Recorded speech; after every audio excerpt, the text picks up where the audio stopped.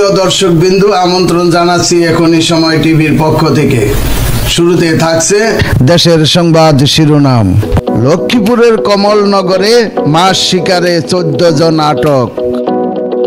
লক্ষ্মীপুরের কমলনগরে নিষেধাজ্ঞা অমান্য করে মেঘনা নদীতে মাছ শিকারে যাওয়ায় 14 জেলেকে আটক করা হয়েছে। এর মধ্যে 6টি মামলায় 7 জনকে 28,000 টাকা জরিমানা করেছে ভ্রাম্যমাণ আদালত। এছাড়া বয়স বিবেচনায় 7 জনকে ছেড়ে দেওয়া হয়েছে। সোমবার ভোর রাতে সিনিয়র উপজেলা মৎস্য কর্মকর্তা তুজ্জ সাহা বিষয়টি নিশ্চিত করেছেন।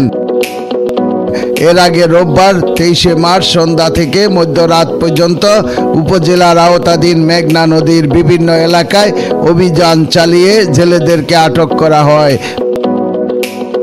পরে ভ্রাম্যমাণ আদালত পরিচালনা করেন কমলনগর উপজেলা নির্বাহী কর্মকর্তা ইউএনও নির্বাহী ম্যাজিস্ট্রেট মোহাম্মদ রাহাদুজ্জামান। মৎস্য বিভাগ সূত্র জানায়, অভিযানের সময় 14 জন জেলেকে আটক করা হয়। এ সময় 4টি মাছ ধরার নৌকা, 5,000 মিটার অবৈধ কারেন্ট জাল ও 500 মিটার মশারি জাল জব্দ করা হয়। জব্দকৃত জাল সম্মুখে আগুনে পুড়িয়ে ফেলা হয়েছে। নৌকাগুলো জব্দ করে রাখা হয়। সিনিয়র উপজেলা মৎস্য কর্মকর্তা তুজ্জ সাহা জানান, জাটকা সংরক্ষণে নদীতে অভিযান অব্যাহত রয়েছে।